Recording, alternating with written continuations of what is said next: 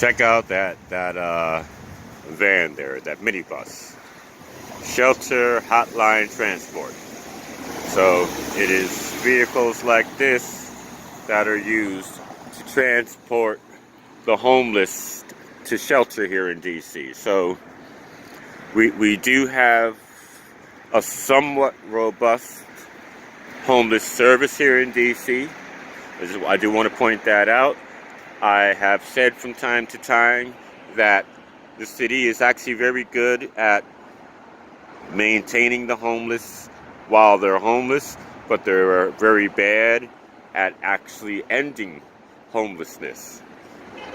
So, that wasn't my initial intent when I began to shoot this video, but when I saw that minibus at the light, I just figured I'd add them in.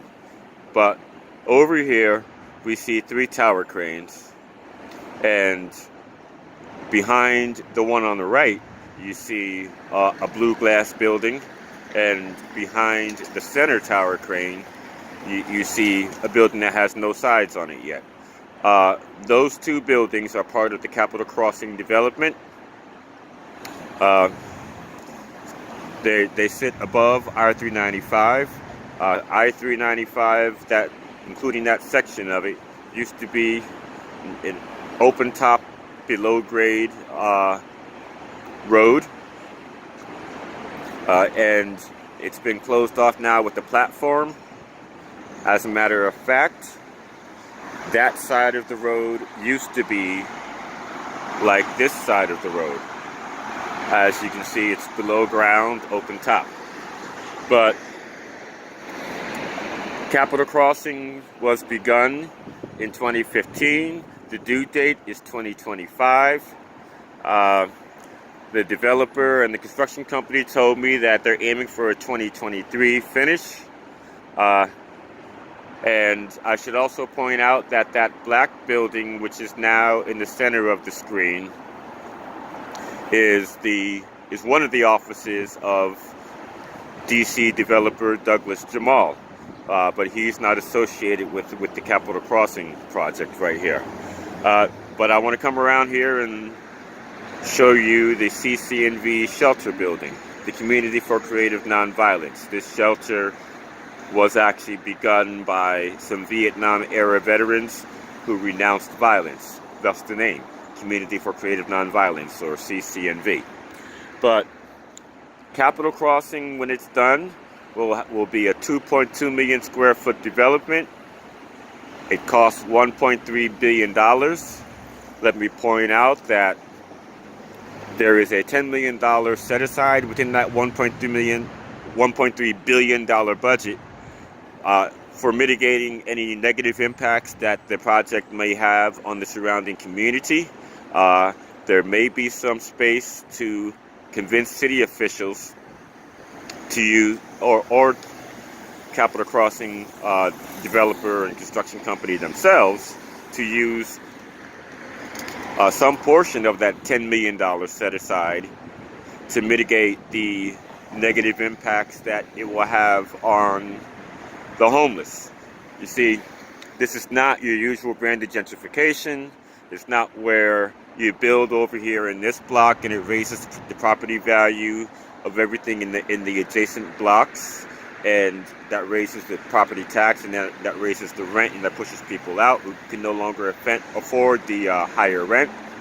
But in this instance, the city officials are likely to do a favor for the construction company, the developer, and the future residents, or not residents, but occupants of Capitol Crossing by shutting down this shelter. So, with Capitol Crossing being 2 years ahead of schedule and finishing in 2023 instead of 2025, there's a good chance that the shelter will be shut down by the end of 2022. So the end is near. It could be shut down even sooner. My guess is that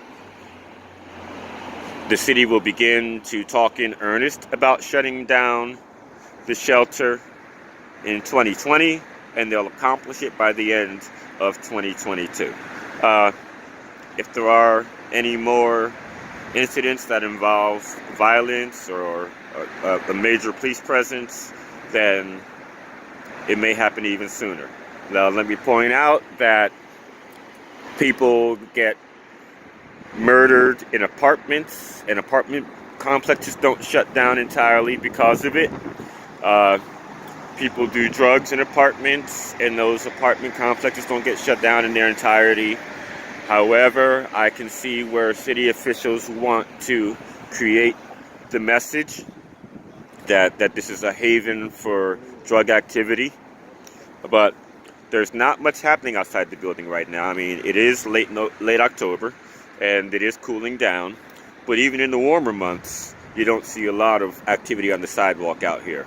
That building, in recent years, has held as many as 1,350 people. 200 of the beds got moved to Chinatown a couple of years ago. There is a relatively new women's shelter over there, which replaces two smaller shelters for women that used to be in this building. So parts of this building have been shut down. But already, and the city is already doing a piecemeal closure of the building. And I've seen them do things piecemeal like that in the past. But the reality is that rather than this being an issue of the rent going up, because you don't pay rent at a homeless shelter, most anyway, it's a matter of the city officials actually being willing to accommodate the future occupants of Capitol Crossing. And so there you have it. That's something to be aware of. And don't forget that there is still that $10 million set aside in the Capitol Crossing budget